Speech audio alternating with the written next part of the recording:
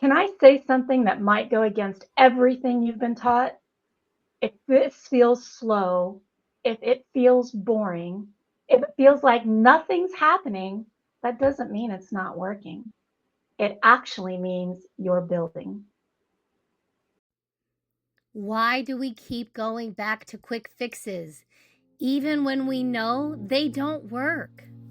Welcome to the Coaches Hotline. Glucose, grit, and grace. Real talk with coaches, no sugarcoating. We're here to help you ditch the diet cycle, stabilize blood sugar, and finally feel at home in your body. Because health isn't about restriction. It's about freedom, energy, and confidence. Let's dive in.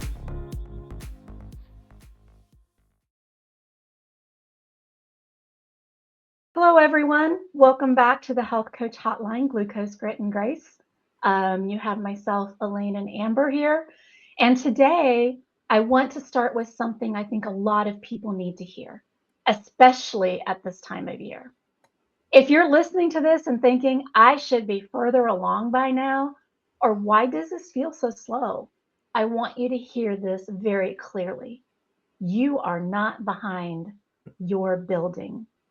We live in a world that celebrates big, flashy results, but real health, especially blood sugar balance, strength, energy, and peace with food, is built quietly, one choice at a time.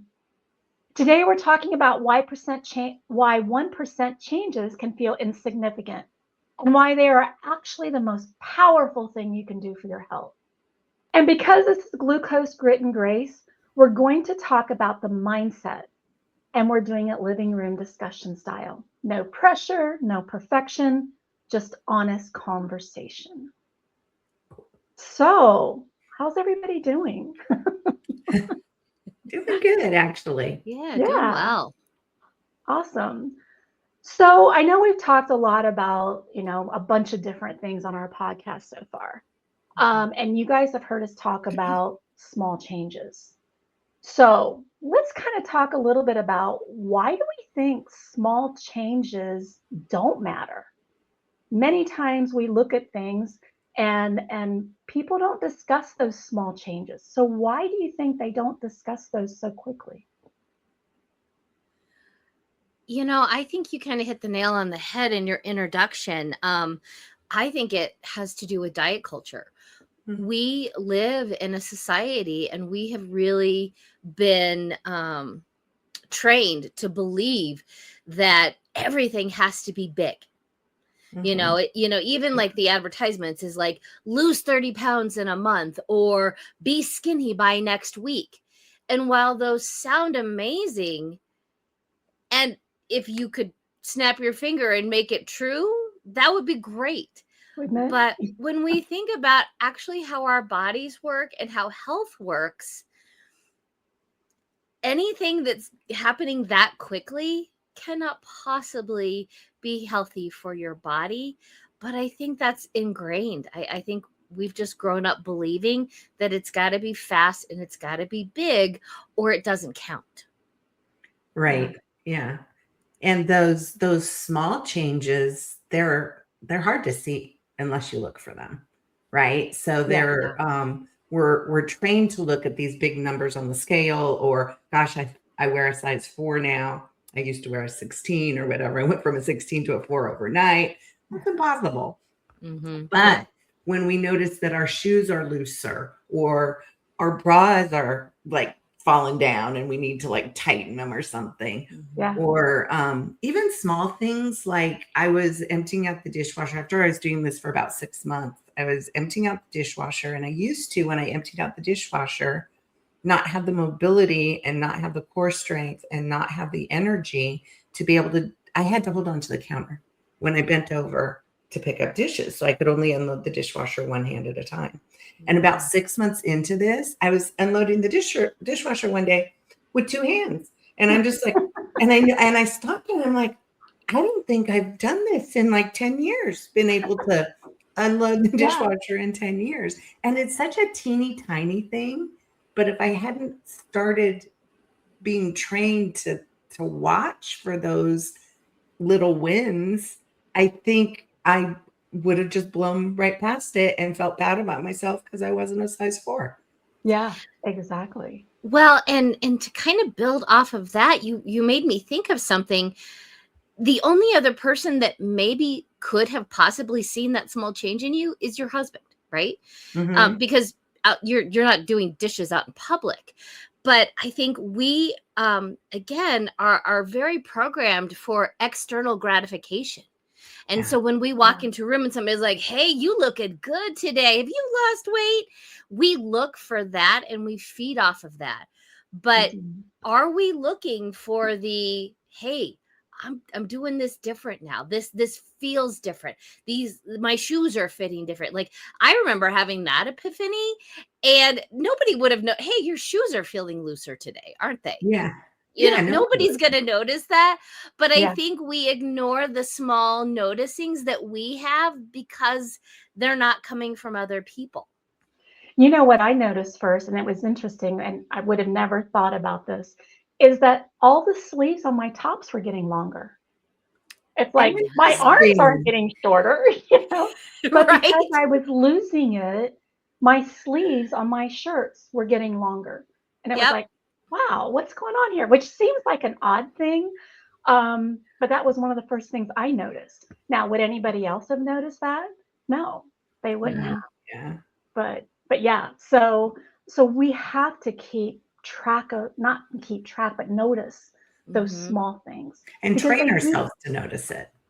Yes, absolutely.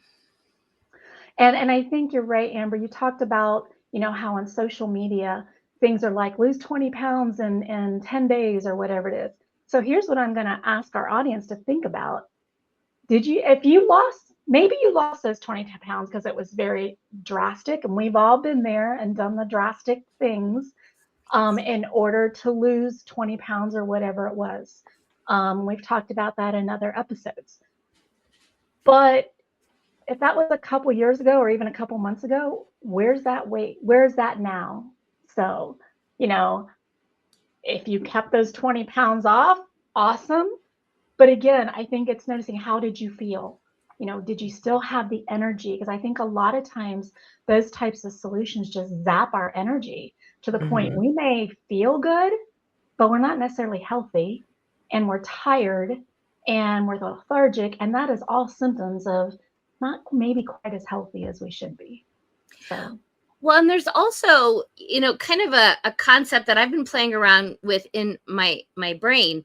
So people are constantly saying, "I want to lose weight." And then they step on the scale to see if the number is lower, and then they have lost weight. But I would question what is weight?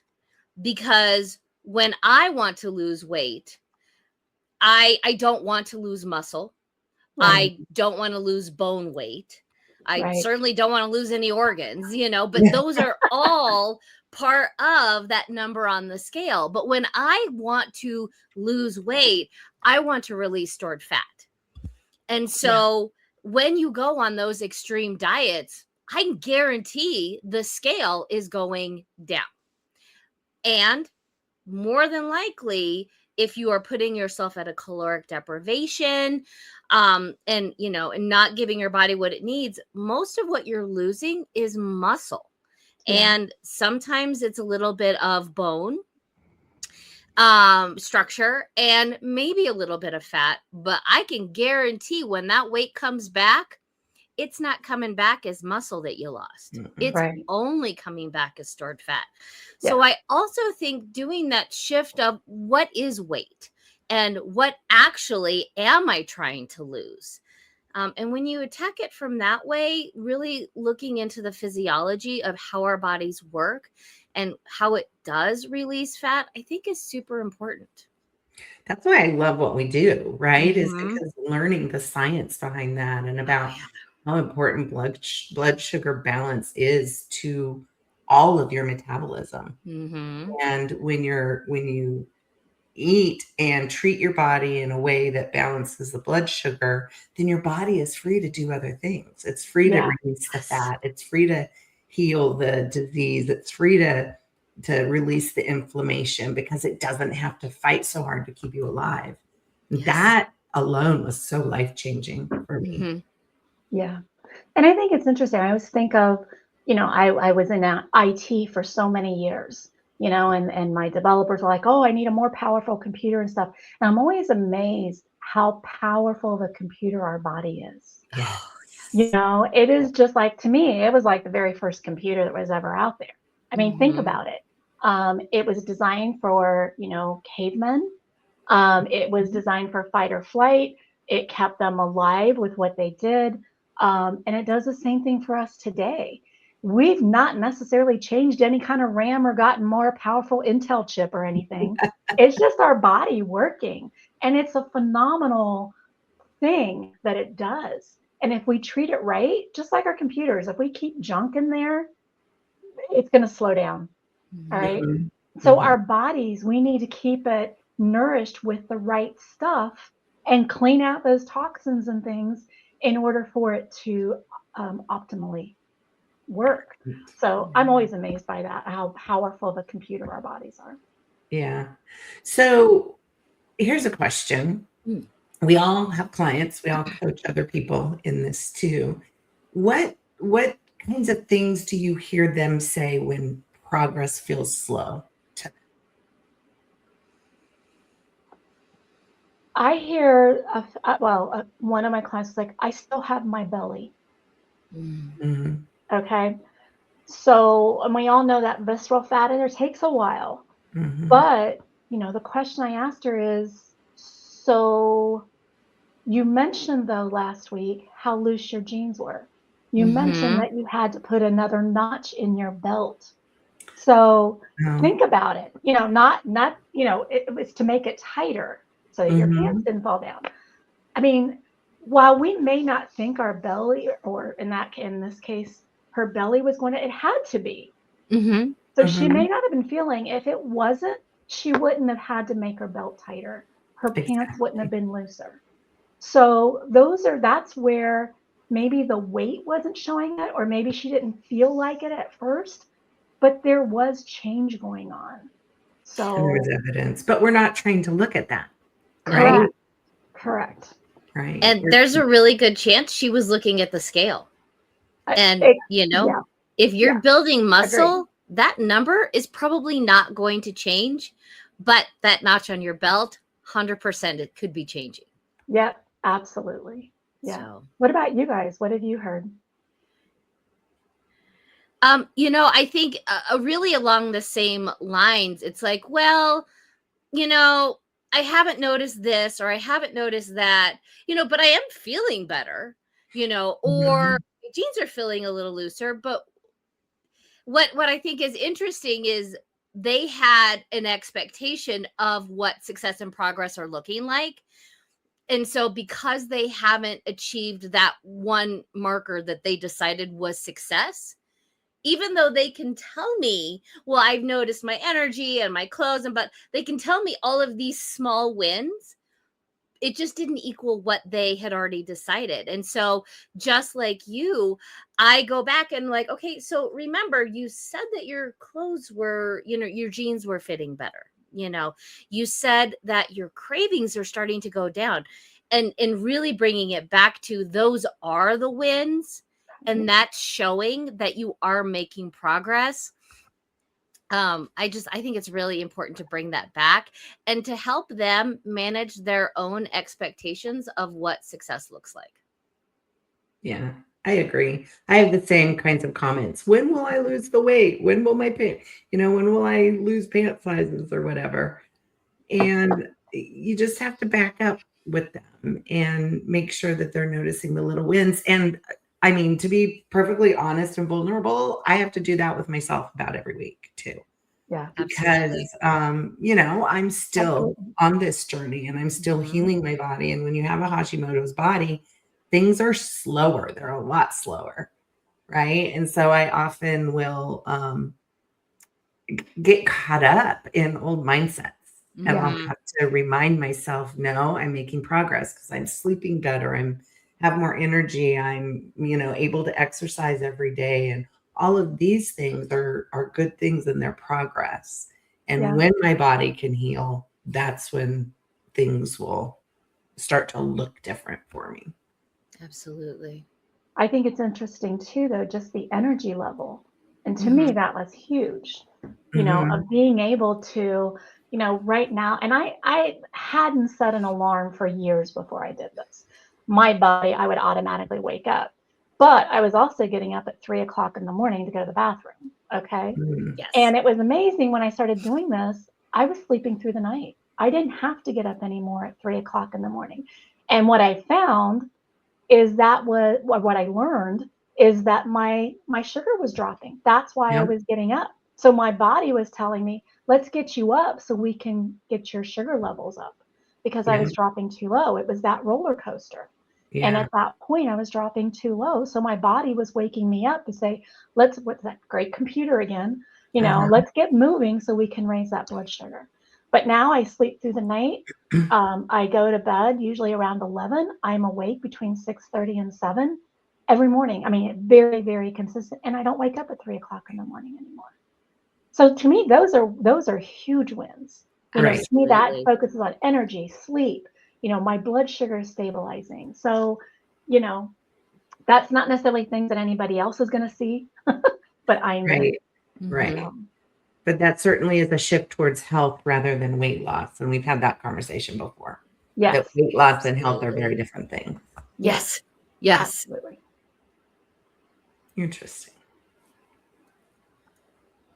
So why do you think diet culture trains us to expect more instead of better? To expect weight loss over health? I think it's a manifestation of our society. We are measured on how much we make, how big our house is, how nice our car is, and things like that. Of course, it's going to trickle down to results when we do things like diet and things of that nature. So I really do think that that's where it comes from. I also think that the diet industry sets that stage. Mhm. It promises these really big results. It'll show you a picture. Now, did they really get that result from what the advertisement is promising? Probably not, but you never know. Yeah. But I just think it's part of our culture, and diet culture has really capitalized on it. Mm.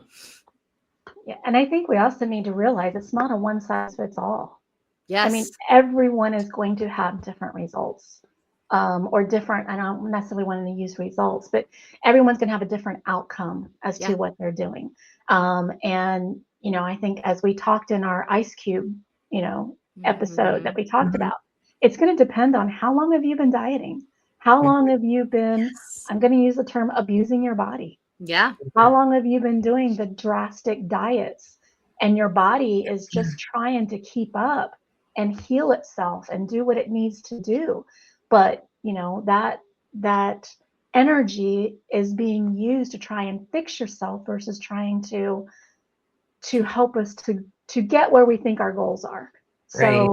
So that's where I think, again, kind of that diet culture, but as much as we've abused our bodies, we have to give it time.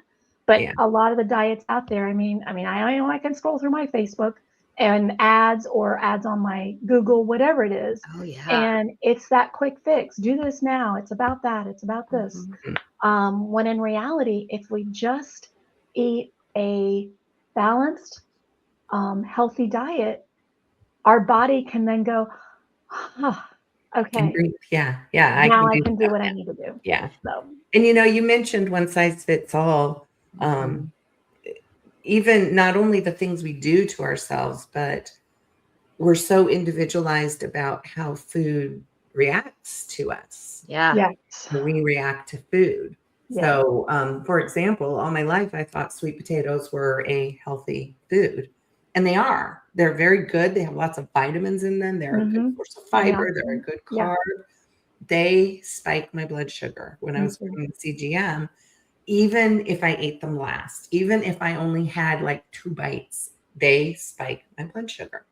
And so I'm like, okay, well, sweet potatoes are a good food, but not good for Elaine's body right now, right? Maybe I'll test it again in a year. But I'd rather have balanced blood sugar than have a sweet potato right now.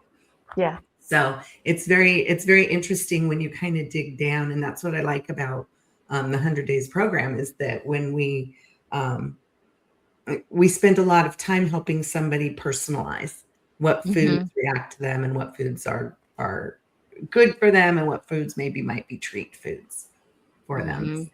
So, or appreciation meal foods. So when we talk about 1%, I mean, we say that we're not looking for perfection.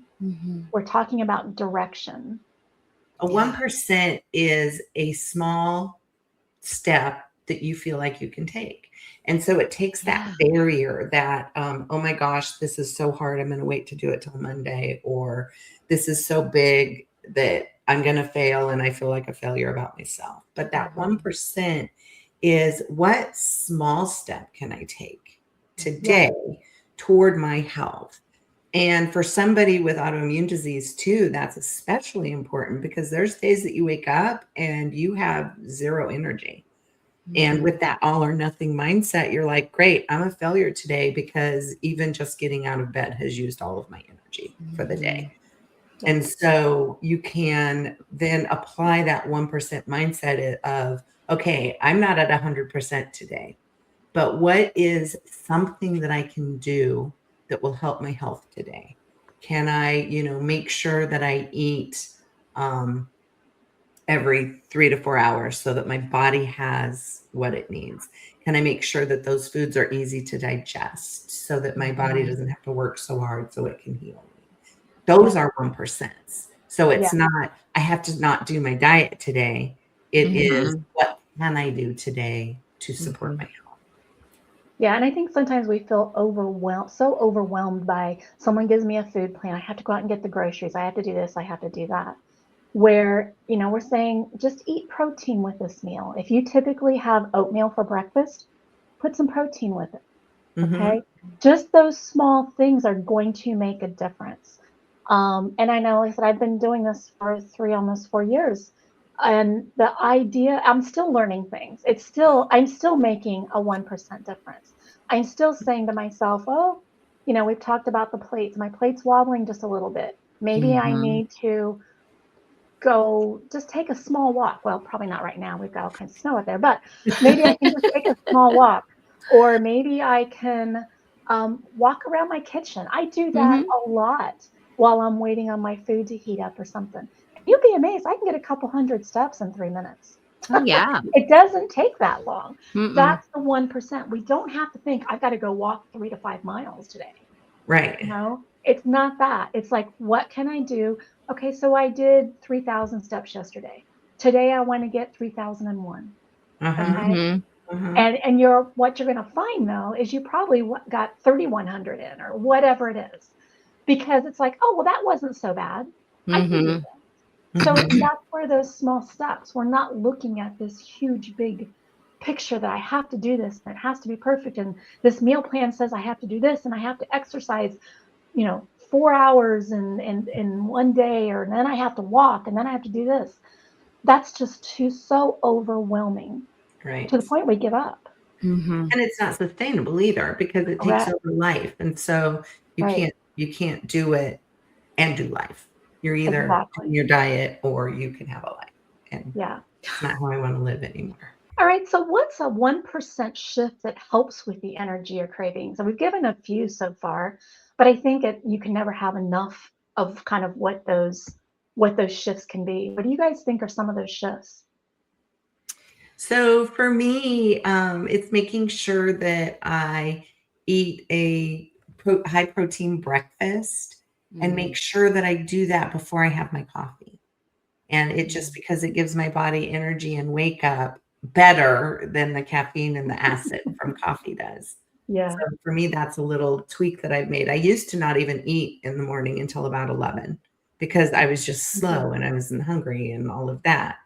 And so now my breakfasts are usually a protein drink because that's a kind of a low cognitive load for me because mornings are a little slow and hard. So I just, have my protein shake, but I have that before I have my coffee. And that's been a small change, but has had a really huge impact. One thing that I did is that my routine was that I would get up in the morning and I would make my cup of coffee and I would unload the dishwasher. And then, slowly drink my coffee. And I love that routine. Like when I don't do it, I feel like something is missing. And so what I did so that I could still have my coffee first is I put in some collagen peptides. Oh, yeah. So it's got some of that protein in my coffee. And that's how I start my morning. I have my 1 cup.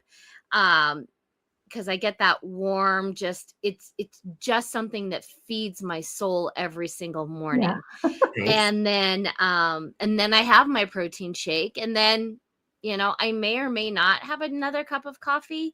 It kind of depends on the mood that I'm in.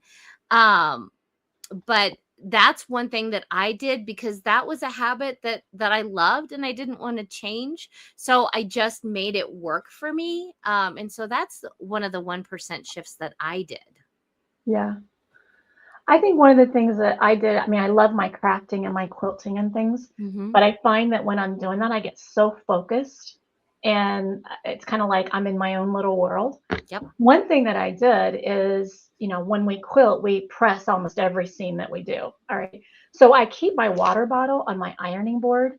And every time before I go to press, I would take a sip of water because I found that I wasn't getting that in. Just that small thing now, it's like a habit for me. I get up, go to my ironing board, take a sip of water. And usually I have to wait for my iron to turn on because it automatically shuts off. And I press my seam and I can go back and sit down.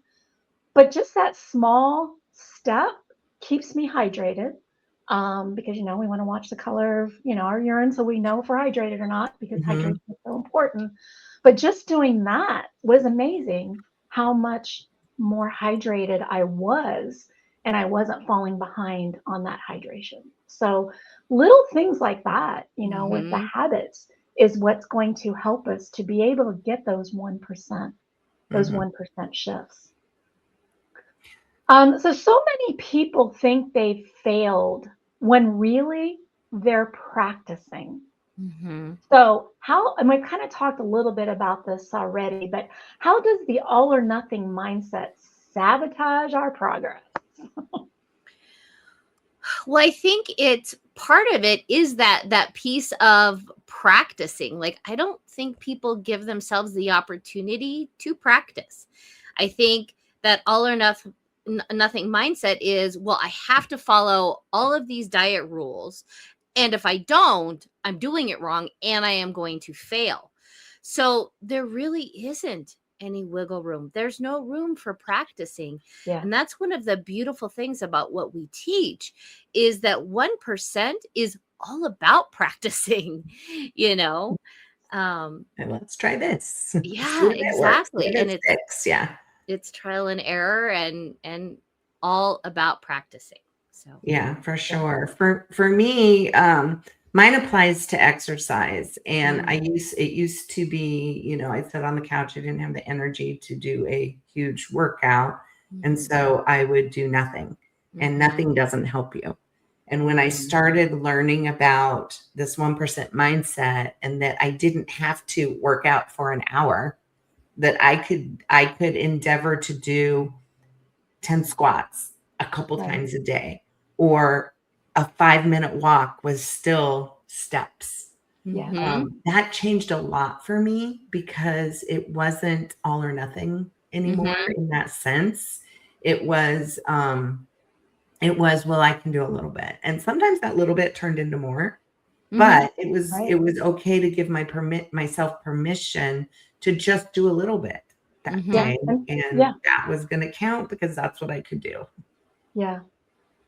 I also I think it was in Carrie's episode where she talked about there's no wagon, so there's nothing to fall off of. And I love that analogy. Yes. how many times have people said, or you've heard people say, or we said it a while ago, I Oh, fell yeah. off the wagon. Okay. Yeah. And again, there's no wagon. I mean, Mm-mm. to me, the only thing the wagon is you're pulling it to put your 1% achievements in. Oh, there you go. Love that. I like that. I mean, you're not riding in it. You're not standing in it to fall off. Right. So let's fill that wagon with these small accomplishments, because eventually they're going to pile up and you're going to see the change. They will. So, and I think that's where we say that we fell off, and we Mhm. sabotage ourselves, because then we feel bad. We think we failed. Right. And in reality, like you said, Amber, we didn't give ourselves time to practice. We Mm-mm. don't know what's going to work. Just because this person said that if you eat this or you do that, or you eat cabbage soup every day for how long, that you're going to be beautiful the next morning. I mean, not that everybody's not beautiful, but you're going to have reached your goals by the next morning, Yes. and then you don't. And you just feel like a failure. And it's like, well, why am I even doing this anyway? And you're like, I'm just going to eat whatever I want.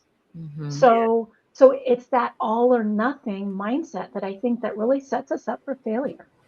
So Absolutely. Instead, we need grace, right? we Oh, do. Give ourselves yes. grace instead of judgment. We change everything. Yes. Our conversation today has reminded me about a story, or just an experience I had. It's true fact. Have you ever remembered yourself like 10, 15 years ago, and you were in a picture, and you're like, I'm short, so they always make me stand in front, and I'm like, I hate being in the front of the picture, because then everyone sees Yeah. all what I see are my failures. And you feel so bad about yourself when you're taking that picture. But Yeah. then 10 years later, you're looking at that picture and you're like, wow, look at that cute outfit. Look how cute I look. Look at my smile. And yet I still remember how bad I felt in that Yeah. picture. And it just helps me remember. When I remember that, it helps me remember to give myself grace. Mhm. That where I am is where I am, and I don't have to hate myself for it. I have to just keep trying and keep endeavoring to do better each day so that I feel better. Mhm. Yeah. So that judgment that I would give myself in pictures, I mean, it was so false, because I can look back at those pictures now and say, look how cute I was. You know what I mean? Mhm. Yeah. And I think part of that, I really like that, Elaine, because I've been there many times where I've looked at that picture, but now I've kind of turned around, because I did the same thing. Oh my God, I don't want to be in front. I feel bad. I'd let it ruin my day, because now this is going to go into, wherever, whoever Posterity posts this. forever. Exactly. And everyone's going to see it. But today, what I focus on is, how much fun did we have that day? How much did we Right. laugh? How much did we, talk with each other? So I think, and that's hard for us to do. Mhm. So if we can focus on how much fun things are and enjoying that moment, versus worrying about people are going to think, what other people are going to think, or I'm going to look fatter, or I'm going to look like this, or they're going to say that, why did she wear that, or why is she up front, whatever it is. Mhm. And most of the time, people don't care. Those are things that we're making up in our mind. Yep. So we end up sabotaging ourselves, because we're thinking we know what other people are thinking. And if we would have just enjoyed the moment, it would have been so much better. Right. Does that make sense? For sure. Absolutely. So yeah, you're right. Absolutely, Elaine. We have to give ourselves grace Yes. in all of that. For sure. So we're glucose, grit, and grace. Mhm. Grit isn't about pushing harder. Mm-mm. It means staying when it's boring. Mhm. Ooh, yeah. So yeah, and sometimes, if we think that, oh, we're just doing the same thing over and over again, it's boring. So how do we, and we know motivation isn't always the driver of what we need Mhm. to do, but where does grit look like when motivation is gone? What do you think about that? I think again, there's so many things that come down to people's definitions. When I originally heard like the word grit, it was like, I'm digging in and I'm doing it and it's going to be Pushing hard, painful. Exactly. I'm pushing as hard as I can. And Right. that in my brain was grit. But now that I know better, grit is the capacity to keep doing it even when it's boring. You know, staying the course, being okay with 1% progress. Because the thing is, and we've talked about this today, is that extremes are not the way that we get lasting results. You know, I was talking with a client the other day and I was like, you know, you can go to the gym and bust your tush for an hour. And that's great. And there will be some benefits. You also might hurt yourself, but there will be some benefits. But if you don't go back and do any more exercise for a week, 2 weeks, 3 weeks, that hour doesn't matter. Right. You know, Right. Yeah. but if you show up 5 minutes every day, if you do squats while you're unloading the dishwasher, things like that, that's boring, but it's also grit. I stayed the course. Yeah. I love that.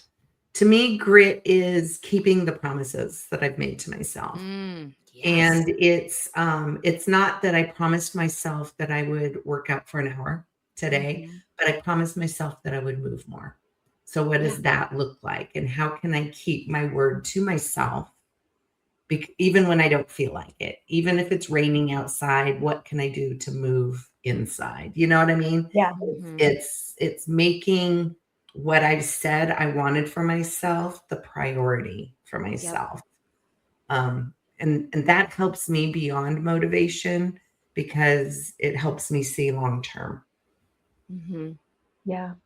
And I think also when we talk about when it's boring, let's look at that a little bit, because we know when we get these, bad things that come around, we're kind of excited about it, something new. But we also do things every day that's part of our lifestyle. Like you guys have mentioned multiple times about unloading the dishwasher. Okay. That's boring, but we still do it. Right. But we don't really think about it as I'm not going to do this or anything. So I think that's also what makes this a lifestyle. So we don't have to worry about, I need to go out and buy all of this stuff and make this soup or do this or do that, or get these vitamins or get these supplements in order to get me to where I want to be. So that may be exciting because it's different. But I think what helps us maintain and have that grit is the fact that it just becomes everyday life. And I can say that's one of the things that has helped support myself with this, is the fact that I don't have to worry about going out and buying, I've been on Jenny Craig and all that stuff. I got to go get my food. I got to go do this, and now it's like, okay, I'm just going to open the refrigerator because we have our staples that we buy. What am I having for lunch today? And I pull out a protein, a fat, and a carb. So maybe that seems boring, but it's sustainable. Right. So yeah, in the same way, you made me think of like when I go out to eat with friends. It used to be oh no, I'm either going to go off my diet or what am I going to do? Or I have to have, a piece of dry grilled chicken while everybody else is having food, or I have to bring my bar and that's what I'm going to eat while everybody else eats. And it would cause so much stress. yeah, But because healthy living is who I am now, I have the confidence that I can walk into a restaurant and decide, well, first of all, is this an appreciation meal or not? But if not, what can I eat that's balanced? And it's not stressful. It's not scary. It's not overwhelming. And I still get to enjoy the whole thing without feeling bad about myself. Yeah. So that's another benefit of making it lifestyle, which you're right is great. And I think some of that too is we equate not being stressed out about what we're going to eat with boring. Yeah. Yeah. I mean, if we don't have, all of that, all the stress is adrenaline, right? Right. So when we're trying to figure out what we're going to eat, how we're going to do this, what we're going to do when we go out or whatever, that's adrenaline. So Yeah. now that we don't have that adrenaline, because we're making little shifts at a time, it may feel boring. So I don't know. Just Mhm. Yeah, but boring is where the magic happens it in our is. Yes. It is. And it's amazing how much more you can fit into that space that you used to use for, what you were contemplating. And now you can move on to other things. Yeah, yeah, Mhm. you don't have to like spend all that energy procrastinating it because it's horrible. Exactly. Or lamenting about sitting there thinking about what am I going to eat? What am I going to do? Like you said, am I going to Right? have, Yeah. I like how you said the dried chicken breast with, whatever. So been there. Well, Yeah. and even just that cognitive load, if you think about, the past, several decades, how much time you spent brain power just thinking and obsessing about food. Mm. What are people thinking about what I am eating? Am I blowing my diet? Am I failing? Kind of things like that. We spend in our society so much time thinking about food, Yes. which is not sustainable. And think about the brain capacity you could get back if it was just part of what you did. I go to a Mhm. Right. restaurant, I know exactly what I'm going to order because it's a protein, a fat, and a carb, and I know how to balance it. Yeah. Mhm. So yeah, I think it lessens the cognitive load when we do For sure. incorporate it into our life, because there's a lot of things I'd love to spend a lot of brain power on, and how I feel about food and myself is not what I want to spend time on, Right. Right. You can start attacking those things you always said, I wish I had time. Yep. Yeah, And then you absolutely. realize that you didn't want to do them in the first place, and that's why you procrastinated. At least Exactly. that's the Also thing. true. Also true. You always had a reason not to do them before. Right, right.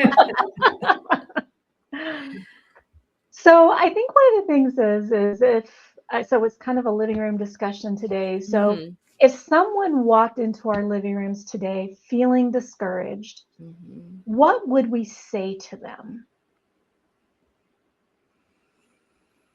I would just encourage them to look for the small wins.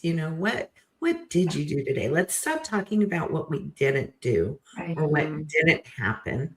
Let's talk about what did happen. Mhm. Did you wake up refreshed? That's a win. Did you drink water? That's a win. And Right. just kind of reframe, because we see what we look for.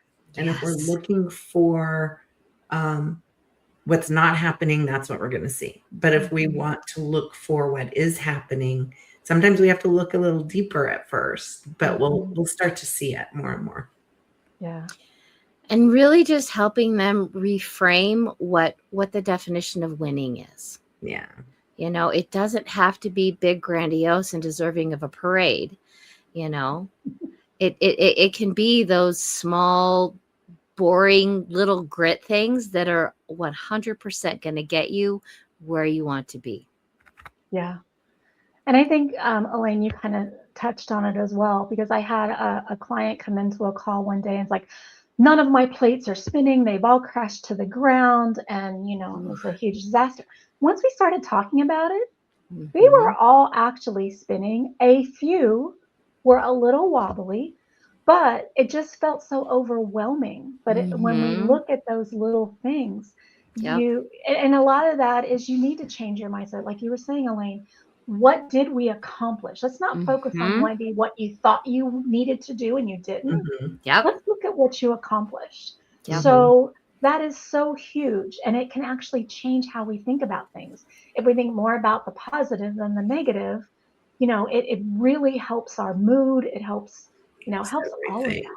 Yeah. So, all right. So if you take anything else from today, take this. Mhm. You don't need a reset. You don't need a new plan, and you don't need to try harder. You're not behind. You're building. And every 1% choice you make is layering a foundation that you can actually live on. Yep. So if you like this episode, if you think someone else could benefit for it, please subscribe or send this link to your friend.